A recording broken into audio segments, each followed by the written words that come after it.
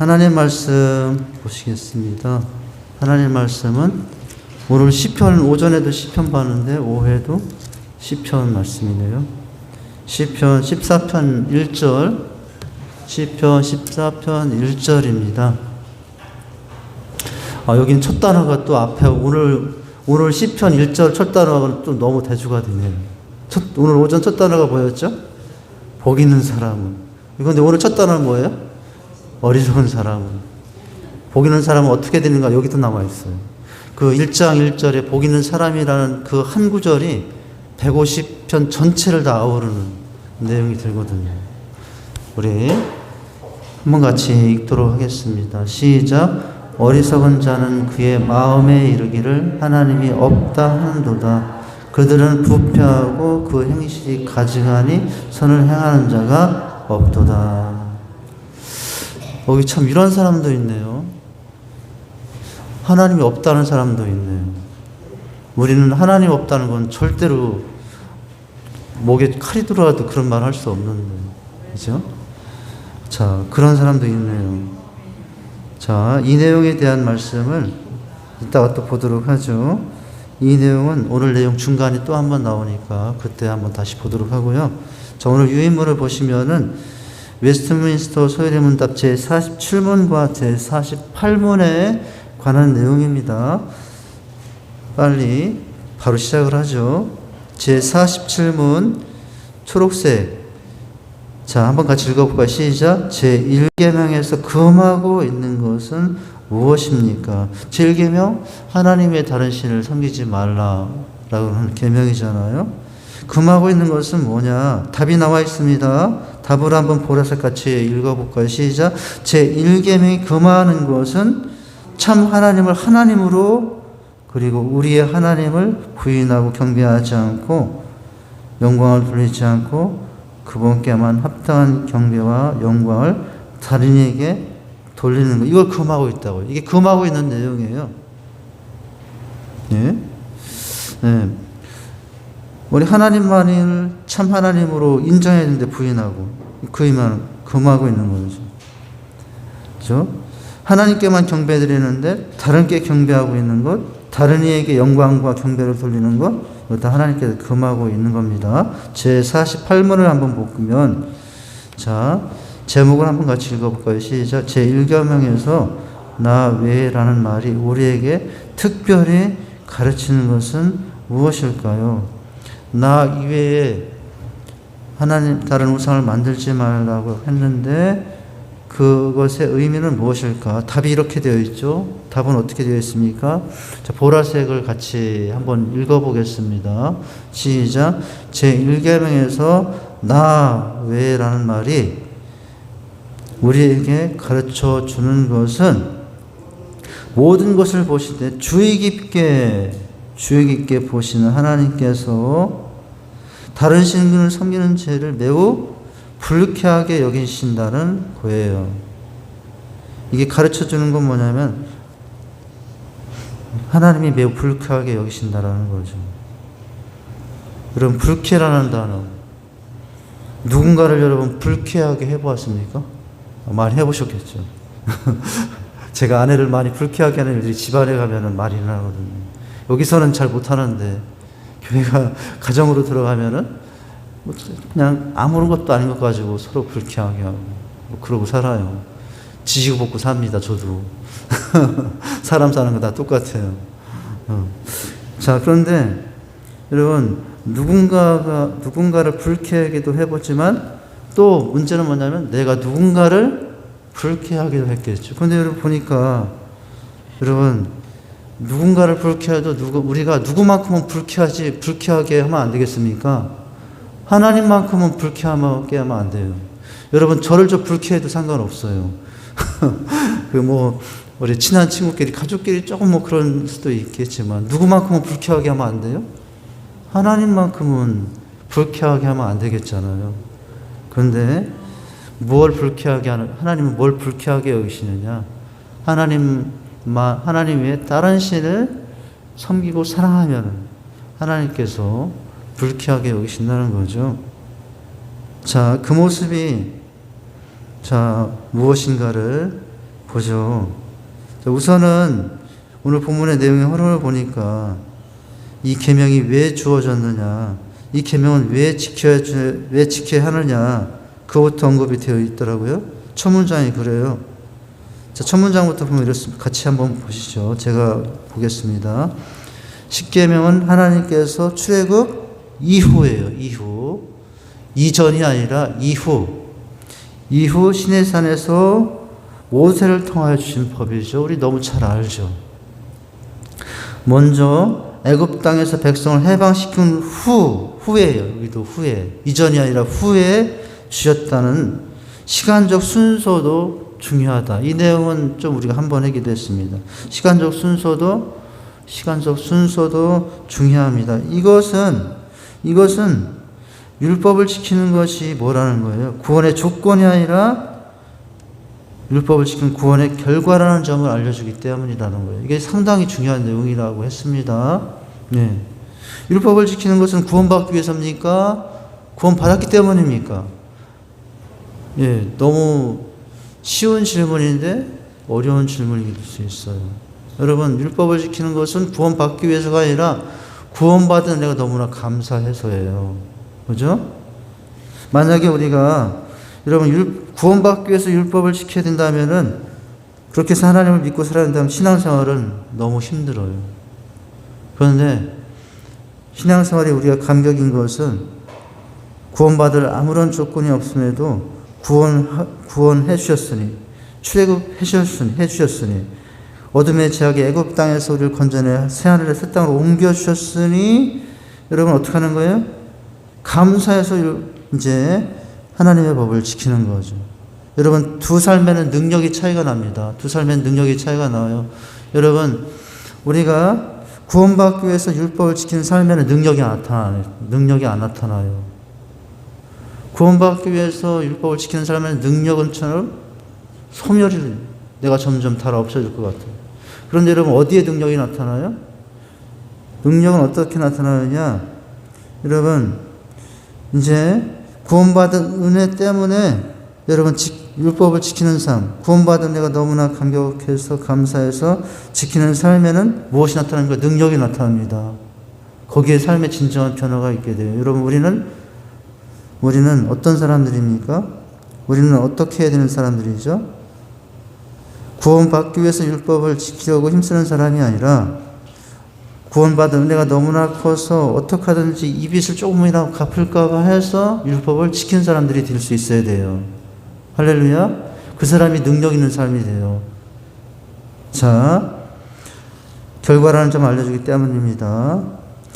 그 다음 문장, 애굽 땅에서 건진받은 역사적인 사실은 예수 그리스도의 구원을 미리 보여주는 예표이고 그림자이죠. 여러분, 이 출애굽 사건은 예표예요. 홍해를 바다를 건너서 가나안 약속의 땅에 들어와서 구원받는 이 모습은 누구를 예표해 주는 거예요? 예수 그리스도의 구원을 예표해 주는 그림자입니다. 여러분, 실제가 아닌 모형, 즉 장차 보여주시고 이루실 실제 그림자로서의 애굽의 종살이에서 해방시키셨고 그것을 또한 기념하게 하신 것이죠. 그 해방의 은혜를 갚기 위해서 너무나 감격스러워서 율법을 지키는 거죠. 나 이외에 하나님을 다른 신을 섬기지 말라는 것은 바로 이 구원의 은혜 때문에 그렇게 하는 거예요. 나 외에 다른 신을 섬기지 말라는 것은, 그렇게 해야 되는 것은 구원받기 위해서가 아니라 구원받은 은혜가 있기 때문에 그렇게 하는 겁니다. 자, 이는 장차 완전한 영혼의 해방과 구속을 기대하게 하는 의미가 있습니다. 즉, 그 다음 문장이 중요하다고 봐요. 저는 이 다음 문장, 첫 문장이 중요하다고 보는데 어떤 문장입니까? 십계명을 지키는 것은 무슨 원리일까요? 십계명을 지키는 것은 사랑의 원리 안에서 지켜야 한다는 거예요. 사랑의 원리 안에서. 여러분, 사랑의 원리도 있고 공로의 원리도 있죠. 근데 우리는 십계명을 지키는 것은 십계명을 지킨 만큼 여러분 공로가 쌓여서 구원받는 조건을 많이 만들기 위해서 하는 것이 아니라 십계명을 지키는 것은 사랑의 원리 안에서, 나 같은 허물 많은 먼지 맡은 인생을 이렇게 구원받은 은혜가 너무나 커서 뭔가를 해드리고 싶어야 되는데 그 삶이 뭐예요? 하나님만을 사랑하고 사는 거죠. 하나님만을 섬기는 삶이에요. 무슨 원리? 한번 따라서 하십니다. 사랑의 원리. 자, 공로의 원리가 아니라 무슨 원리? 사랑의 원리. 그 다음 하나님이 먼저 그 백성들을 사랑하셔서 구원해내시고 지키라 하셨기 때문에 구원받는 사람들은 그 사랑을 기억하며 어떻게 하는 거예요? 전심을 다해 그 사랑을 기억하고 전심을 다해 사랑의 마음을 가지고 지키고자 해야 합니다. 그죠? 나는 지금 그런데 이 두 가지 중에 어느 하나일 수 있어요. 출발은 값없는 은혜 때문에 참으로 큰 감격 속에 출발했지만 어느 순간인가 나는 사랑의 원리가 아니라 공로에 빠진 사람이 될 수 있어요. 뭔가 더 공로를 쌓아서 쌓은 것만큼 또 하나님께 이제 구원과 은혜를 받으려고.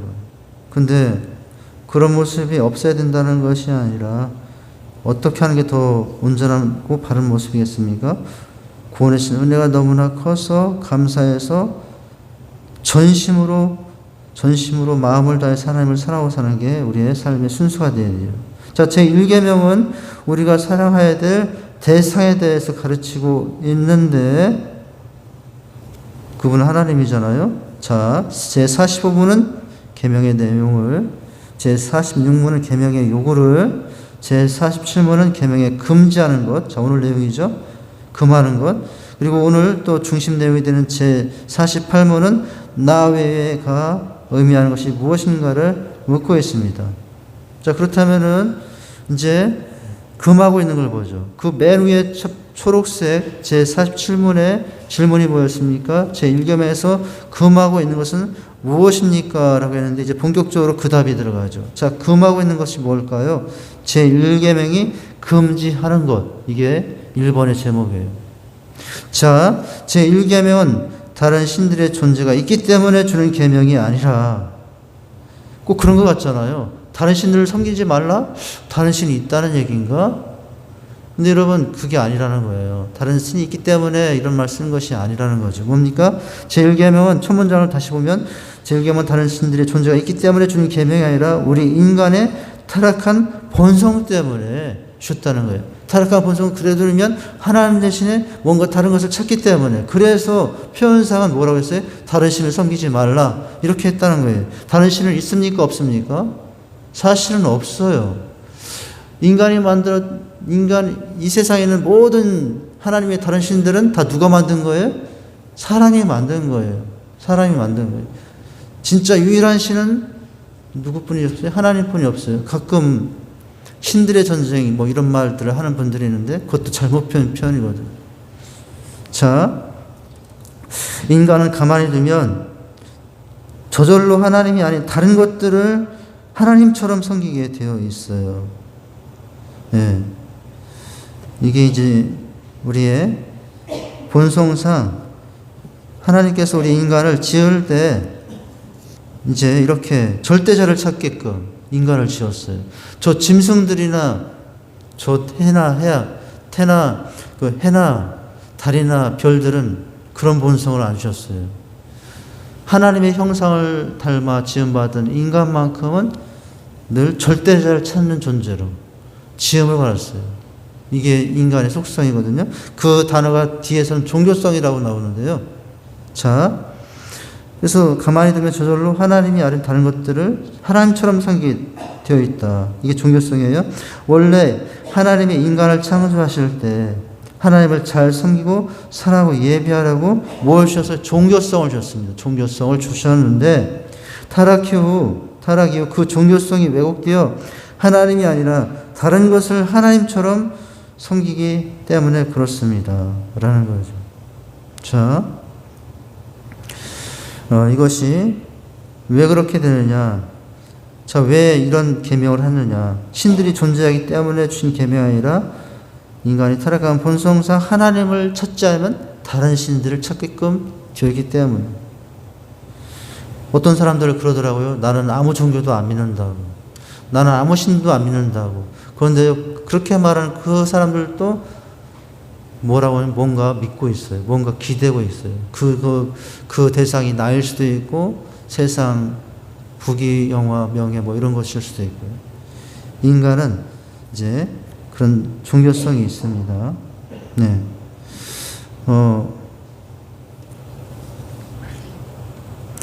우리나라도 종교성이 얼마나 많냐면은, 제가 언제 그래요? 부엌에 가면은 다 신이랍니다. 부뚜막도 신이고, 소뚜껑도 신이고, 옛날에 다 그랬답니다. 이 종교성이 많아요. 근데 우리나라보다 더 심각한 나라가 있는데, 일본이에요. 일본은 신이 800만 개랍니다. 일본은 갖고 가는 곳마다 다 신이 있어요. 이신, 저신, 공호신. 이제 이렇게. 일본에 가면은, 일본 여행 가보시는지 모르겠는데, 곳곳마다 있는데, 절간 같은데, 거기 가면은, 그 부처가 아니고 그 동네 신이 있고, 이렇게 해가지고, 얼마나 신이 많으면 800만 개의 신이 답니다. 이게 이제, 제가 일본을 폄하하고자 한 말은 아닙니다. 일본 사람들 혹시 들으시면 용서하시기 바랍니다. 저 일본 사랑합니다. 혹시 일본 사람 들으면 오해할까봐. 예, 저는 다 사랑해요. 그런데 뭐냐면은, 이제 종교성을 말하고자, 이제 제가 설명을 드린 얘기죠. 참 희한하게도, 저 아프리카 가도 그렇고, 저기 남미 가도 그렇고, 사람이 있는 곳곳마다 어떻게 그렇게, 신들이, 이런 신, 저런 신, 참, 여러 다양한 신들이 있는가, 참, 여러분, 참, 어떻게 그럴 수 있는가. 몇천 년 동안 서로 왕래한 것도 아니고, 그런데도 그런 모습을 갖고 있죠. 이게 왜 그러냐면은, 하나님께서 인간을 창조할 때 이런 종교성을 넣어놨기 때문에, 종교성을 통해서 하나님은, 인간이 하나님만을 찾기를 원했던 것이거든요. 자, 따라서 보시죠. 따라서, 구원받은 성도들이 가장 먼저 삶에서 실천해야 하는 것은 하나님만 참신이라는 것을 고백하고 드러내는 삶을 사는 거예요. 세상은 다양한 신들을 섬기며 그 앞에 경배하며 엎드리지만 우리만큼은 십계명의 제1계명대로 누구만 참신이다, 하나님만 참신이다 라고 고백하며 살아야 됩니다. 할렐루야. 여러분, 또 말하게 되는데, 우리에겐 누구밖에 없어요? 주님밖에 없어요. 우리에겐 누구밖에 없어요? 하나님밖에 없어요. 옆에 있는 분들에게 인사하십니다. 주님밖에 없습니다. 예, 주님밖에 없어요. 자, 그래서 제1계명은 여호와 하나님이 참된 하나님임을 부인하거나 하나님을 경배하지 않고 영화롭게 않지 않은 것, 그분에게 합당한 경배와 영광을 다른 피조물이나 천사나 성인에게 돌리는 것을 강하게 금하고 있어요. 이것이 이제 하나님께서 금하시는 내용이에요. 하나님께서 아셨던 거예요. 하나님을 섬기지 않으면 인간이 이렇게 될 수밖에 없다고 하는 거예요. 우리는 오직 누구만을 경배해야 됩니까? 하나님만을 경배해야 돼요. 누구에게만 영광을 돌리며 살아야 됩니까? 하나님께만 영광을 돌리며 살아야 돼요. 여러분, 경배하라고 하는데, 사랑하라고 하는데 하나님께서 우리에게 어떻게까지 하라고 그랬어요? 한번 따라서 하십니다. 힘 다해, 마음 다해, 생명 다해, 정성 다해. 왜 그렇게 하라고 하셨을까요? 그렇게 다 안 하면은 뭔가 다른 것을 섬기게 되었기 때문에 하나님께서 그 말씀을 우리에게 요구하신 것이죠. 여러분, 또 누구만을 영화롭게, 하나님만을 영화롭게 하지 않는 것이라고 했는데, 그렇죠? 그렇게 했습니다. 그래서 여러분, 우리는 어떻게 해요? 살아도 주를 위해, 죽어도 주를 위해. 오직 여러분, 사는 것은 주를 위해 살겠는데 죽는 건 주를 위해서, 그런 것도 있나? 근데 그런 것도 그렇게 해야 된다고요. 영화롭게 하지 않은 것, 경배하지 않는 것 다 하나님께 금하신 것이에요. 자, 오늘 말씀이 나오네요. 시편 14편 1절입니다. 시편 14편 1절은 어리석은 자는 그 마음에 이르기를 하나님이 못하다 하는도다?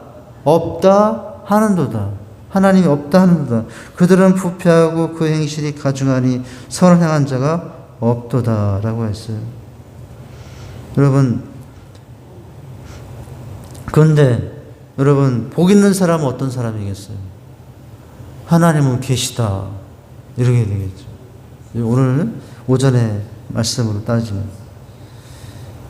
그러니까 여러분, 이 시편 14편 1절도 시편 1편 1절에 복 있는 사람으로 해석하면 어떻게 해석할 수 있어요? 여러분, 복 있는 사람은 마음에 이르기를 하나님이 있다 하는도다. 할렐루야. 이 말씀이 또 그렇게 되는 거죠. 여러분, 그들은 없다는다 라고 하고 있어요. 여러분, 우리는 어떻습니까? 하나님이 없다. 아무리 부인하려 해도 부인이 안 돼요. 하나님이 왜 없어 있지? 천국에 있나 없나? 천국은 있지. 여러분, 우리는 너무나 자연스럽죠. 할렐루야? 그럼 복 받은 줄 믿으시기 바랍니다. 1억을 줘도, 1억이 아니라 그 더 많은 돈을 줘도 그 고백을 못하는 분들이 있어요. 그런데 우리는 죽인다고 그래도, 좀 표현이 좀 그러네. 우리는 어떻게 합니까? 어떤 위협을 해도 하나님을 부인하지 못하잖아요. 따라서 다른 피조물을 자존자, 창조자, 섭리자로 인정하면 절대로 안 돼요. 오직 여러분, 유일한 자존자는 누구예요? 하나님이에요. 유일한 창조자는 하나님입니다. 유일한 섭리자는 누굽니까? 하나님이십니다. 할렐루야. 어떤 피조물도 만물의 존재와 생명의 근원이 될 수는 없어요. 오직 하나님만이 만물의 존재와 생명의 근원이에요. 여러분, 오늘 나의 존재와 나의 생명의 근원은 누구죠? 하나님이십니다. 할렐루야. 자, 피조물은 아무리 뛰어나도 피조물에 지나지 않음을 알고 오직 하나님께만 경배와 영광을 돌려야 합니다. 예. 오늘 세상이 이제 많이 바뀌죠. 또 뭐 10년 후에, 20년 후에, 50년 후에 어떤 세상이 펼쳐질지 모릅니다. 인간이 만들어 놀라운 문화 문명의 그 세계가 우리가 상상할 수 없는 것처럼 펼쳐질 수도 있을지 모르겠습니다. 그러나 여러분, 그래도 모든 것들의 유일한 여러분 섭리자는 누굽니까? 모든 것들의 창조자, 여러분 자존자, 섭리자는 누굽니까? 하나님이셔요. 천년 후에도 마찬가지예요. 자, 마지막 문장 첫 페이지. 제1겸의 금지에 대한 대요리 문답. 지금 우리 소요리 문답을 보고 있는데 여러분, 요리 문답에는 무엇도 있어요? 소요리도 있고 대요리 문답도 있어요. 우리는 대요리 문답을 지금 보고 있는 것이 아니라 소요리 문답을 지금 하고 있는 중이에요. 근데 대요리 문답이나 소요리 문답이나 그 내용은 이제 대요리 문답에 좀 대자가 붙었으니까 더 많은 내용이 되지만 이 소요리 문답 안에 충분히 이제 대요리 문답 안에 있는 내용들을 이제 추격해서 살펴볼 수 있습니다.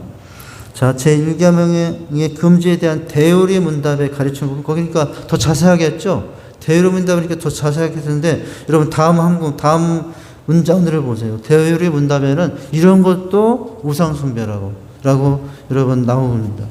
여러분 그 다음에 있는 표현들은 이런 것도 하나님께 금하신 것인가? 라고 할 수 있는 내용들이에요. 자, 한번 보시죠. 대요리 문답에 나와 있는 것들을 보면은 금한 것들을 보면은 하나님을 부인하거나 모시지 않는 무신론도 금하셨어요. 네. 자, 여러분 무신론도 금하셨어요. 그러니까 여러분 무신론, 그러면 그 정도는 하나님 그냥 인정해 주죠. 신이 없다는데 우리 다른 신을 섬기고 있지 않은 것만도 다행이지 않습니까? 하나님 그래도 절에 가지 않는 것만 또 감사하잖아요. 하나님 좀 그런 사람들은 봐주면 안 돼요? 근데 여러분 뭐라고 해요? 그렇게 하면서 무신론에 빠진 것, 신이 없다, 나는 종교가 없다, 뭐 이렇게 하는 것도 하나님께서 금하신 거죠. 자, 하나님 한 분 외에, 근데 뭐예요? 무신론도 문제지만, 여러분, 범신론도 문제예요. 범신론. 이게 이제 범신론이거든요. 하나님 한 분의 여러 신을 두거나 그 신에 예배하거나 참 하나님 대신에 다른 신을 모시고 우상 숭배하는 거. 여러분 저 인도나 힌두교 그 사원에 가면 그렇다면서요. 전 가보진 않았는데 그 힌두교 사원에 가보면 그건 범신론의 세계거든요. 힌두교 사원은 범신론의 세계인데 이제 신이 여러 신이 다 있다. 근데 우리는 하나님의 신이 없다는 거잖아요. 그래서 이 범신론에 빠진 저 인도나 이런 데 가면은, 신전에 가면은 많은 신들의 형상이 붙어 있대요. 근데 뭐 이 신 저 신 다 붙어 있는데 갔더니 어떤 사람이 갔더니 거기에 누가 붙어 있냐면은 그 성전 벽에 예수님 형상이 붙어 있네. 아이고 여기 예수님도 믿는구나. 여기 다녀야 되겠다. 그러면 큰일 나는 거예요. 거기는 예수님만 믿는 것이 아니라 예수님 외에 그 안에 있는 수십 개, 수백 개의 형상들을 다 믿는 것이에요. 그러니까 오늘 말씀해 보니까 무신론도 문제지만 범신론도 문제예요. 여러분 우리는 뭐예요? 유일신론이에요. 유일신론. 한번 따라서 하십니다. 무신론, 범신론, 우리는 유일신론. 할렐루야. 자, 다른 신을 모시는 우상숭배, 이것도 금하고요. 하나님을 하나님으로 고백하지 않는 것, 하나님께 마땅히 드릴 어떤 것을 소홀하거나 없애버리는 것, 이것도 뭐예요? 이것도 금하신 거래요. 하나님께 대한 무지함과 마음과 오해와 그랬던 의견들, 이게 다 하나님께서 금하신 거죠. 여기 하나하나가 참 할 얘기들이 많은데, 자, 그 다음에 보면 어떻습니까? 그 다음 문장 보면 하나님이 감추신 것을 무모함과 호기심으로 캐내려는 것, 이것도 금하셨다고. 자기 사랑과 자아추고 과도하고 무절제하게 우리의 마음과 의지와 애정을 다른 것에 쏟는 것, 이것도 금하신 거죠. 어떤 분들은 어떤 것들은 막 화분, 어떤 분들은 등산, 어떤 분들은 낚시. 나 하나님 너무 좋아하는데 이번 주 낚시 약속 있어. 거기 꼭 가야 돼. 예를 들자면은 이제 애정을 다른 데 쏟는 거잖아요. 보니까 또 유격적인 기쁨과 즐거움, 부패하고 맹목적이며 무분별한 열심. 그러니까 여러분, 무분별한 열심도 하나님께서 금하신 거죠. 맹목적인 열심. 이제 이런 거 조심해야 됩니다. 여러분, 우리의 신앙도 마찬가지인데, 우리의 신앙에 있어서 또 이걸 잘 구분하며 열정과 열심을 가져야 있어야 돼요. 여러분, 여호와의 증인, 신천지, 뭐 하시죠? 하나님의 교회? 이런 이단들, 여러분, 많잖아요, 이단들. 거기가 문제가 뭐냐면은 이거예요. 무분별한 맹종 열심이거든요. 이제, 그런 데 가면은 아주 강하게 말하죠. 예, 그렇게 하면 좀 지옥 가. 막 이렇게 말하거든요. 설교할 때마다 그냥 강한 메시지가 선포해요. 이런 평범한 교회 다니다 그런 데 가면 여기가 꼭 진리가 있는 것 같아요.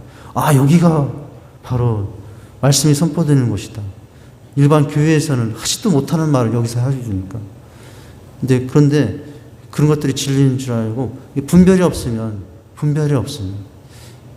이제 그렇게 되는 거죠. 여러분, 우리가 교회에서 정말 건강한 교회에서 그 말이 그 말 같고 또 특별하지도 않고 심오하지도 않더라도 여러분, 그때마다 주어지는 그 하나님의 말씀이 그 무엇보다도 중요한 진리인 줄 알고 평범할지라도 그 평범한 말씀 속에 여러분 생명의 길이 있다는 사실을 기억하고 여러분 그것들을 귀하게 여길 수 있기를 바랍니다. 그런데 이제 맹목적이고 무분별한 열심, 이게 잘못되기 쉬워요. 자, 그 다음에 성도들이나 천사들이나 혹은 다른 피조물에게 기도하고 존경하고 예배하는 것. 이것도 이제 문제가 되죠. 어째 보면 제가 또 성당을 얘기하면 성당에서 또 뭐라고 할지 모르겠는데요. 천주교는 어떻습니까? 성모 마리아로 이름으로 기도하고 천사의 이름으로 기도하고, 이게 좀 잘못된 거잖아요. 다른 피조물에 기도하고. 자, 그 다음에 더 충격적인 문장도 보여요. 뭡니까? 누구와 의논해? 마귀하고 의논하고. 마귀하고 의논하고 마귀의 제안에 귀를 기울이는 거예요. 하나님 너무 시시한 것 같아요. 화끈하게 한번 하는 마귀가 뭔가 좀 해주면 좋겠다. 그래서 마귀하고, 여기 보니까 마귀하고 의논하고 그 제안에 귀를 기우는 거. 우리에게 그런 일은 없죠. 근데 잘못되면 그렇게 될 수도 있는 거겠죠. 여러분, 저 미국에 가면은 사탄교가 있대요. 사탄교. 사탄교. 예수님교가 아니라 정식 이름이 사탄교회예요. 사탄교회. 그런데 거기에 보면은 또 사탄교회 목사도 있고 사탄교회 성도들도 있고 그렇답니다. 인간이 얼마나 이제 무지에 빠지면 그렇게 전락할 수 있는가. 우리 생각에는 그런 일이 어떻게 있을 수 있는데 그런 일이 있다고요. 예. 자, 인간을 우리의 신앙과 양심으로 주인 삼는 것, 하나님이 아니라 인간. 그죠? 여러분, 우리가 어떤 존경할 만한 사람을 참으로 존경의 인물로 삼을 수도 있지만, 여러분, 그 이상으로 어떤 신앙의 주인으로 삼는 것, 여러분 조심하세요. 안중근 의사가 큰일이라고 돌아가는데 안중근을 신으로 섬겨요. 여러분, 그건 잘못된 거예요. 아무리 나를 위해서 큰일 했더라도 그냥 위인 정도로 우리가 생각하고 기억할 뿐이지 가서 신을 섬기거나 그렇게 하면 잘못된 거잖아요. 자, 하나님과 그의 명령을 경시하고 멸시하는 것입니다. 또 그리고 하나님이 베푸신 것들에 대한 불만족, 여러분 조바심, 이게 다 뭐예요? 하나님께 금하신 것이, 하나님께서 우리에게 허락하신 재난을 때문에 하나님을 어리석게 비난하는 것, 이런 것들을 또 금하신 거예요. 하나님 믿었더니 왜 나에게 이런 사건이 일어납니까? 뭐 이렇게 하면서 원망 불평하는 것도 금하신. 자, 이런 것들에서 벗어나게 되면 우리는 제1계명을 이제 이런 것들에서 빗나가게 되면, 이런 것들처럼 빗나가게 되면 우리는 1계명을 범하게. 여러분, 그러니까 우리가 하나님의 다른 신을 섬기지 말라고 하는 이 내용이 꼭 붙여놔. 일단 다른 신들을 섬겨야만, 다른 신을 섬기는 모습이 아니라 우리 안에 수많은 여러 가지 상황 속에서 이런 일들이 사실은 다 그게 포함이 된다는 것을 우리가 구분할 수 있어야 되겠죠. 혹시 우리 각자 안에 혹시 그런 모습이 무엇이 있는지 돌아볼 일이라 생각이 됩니다. 할렐루야. 네. 우리 저 친구가 대신 아멘을 해줬어요. 고맙다 친구야. 감사합니다. 자, 기도하겠습니다.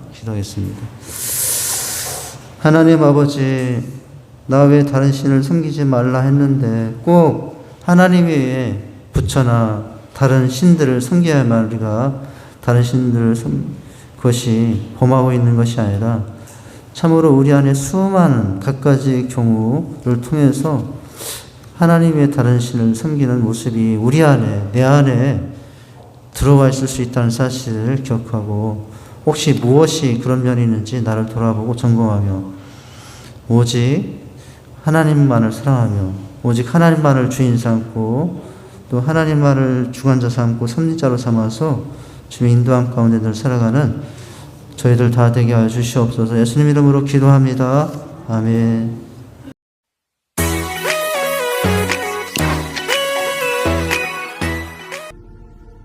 그는 시냇가에 심은 나무가 철을 따라 열매를 맺으며 그 잎사귀가 마르지 아니함 같으니 그가 하는 모든 일이 다 형통하리로다. 시편 1편 3절 말씀.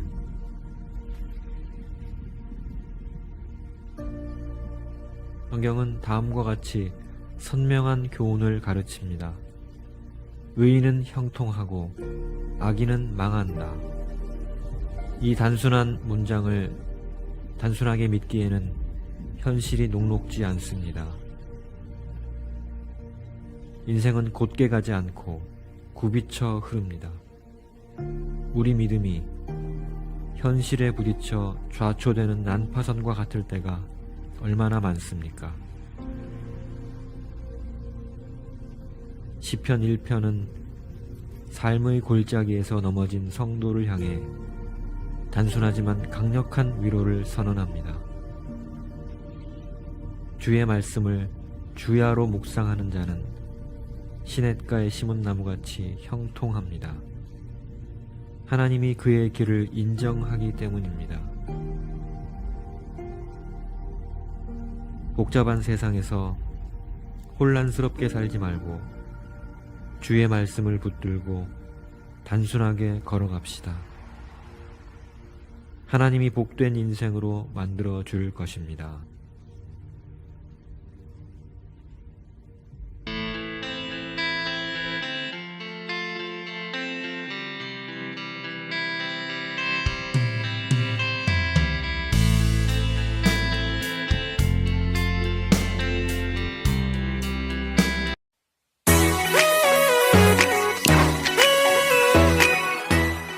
복 있는 자는 악인의 길은 쳐다보지도 않는 자이며 늘 말씀을 묵상하며 그대로 살아내는 자이며 그의 행사, 그의 하는 일들이 다 성숙한 자다라는 거죠. 그런 자가 우리 인간들 중에 있습니까? 그러면 시편 1편, 2편이 이야기하는 복 있는 사람은 누구예요? 예수 그리스도를 이야기하는 거예요. 성경에서 유일하게 복 있는 자, 복 받은 자, bless the man, 그분은 예수 그리스도예요. 그러면 복 받은 자인 예수 그리스도가 살다 가신 모습을 보시면 복 받은 그리스도인들이 어떻게 이 땅에서 살아야 하는지 여러분이 아시겠죠? 예수님이 어떻게 살다 가셨어요? 여러분 복 좋아하시는데 유일하게 이 땅에서 복 받은 예수 그리스도가 이 땅을 어떻게 살다 가셨습니까? 늘 그분은 배반당하고 조롱당하고 고난받고 순환당하고 결국에는 잡혀 죽었어요. 그분이 복 있는 자, 복 받은 분이에요. 근데 그리스도인인 너희들도 그 그리스도와 똑같이 복을 내가 주었다. 그러니까 너희도 복 받은 자로서 그렇게 살아야 된다가 성경이라고. 그러니까 오늘날 기독교가 얼마나 잘못 가르쳐지고 있는지 아시겠죠, 여러분? 여러분은 그 복 받고 싶으세요? 예수 그리스도 같이 살게 되는 그 복 받고 싶으십니까? 거기서 아멘 하는 사람들이 진짜예요. 다들 그거 싫어해요. 근데 반드시 그 삶을 통과해야 되는 거예요.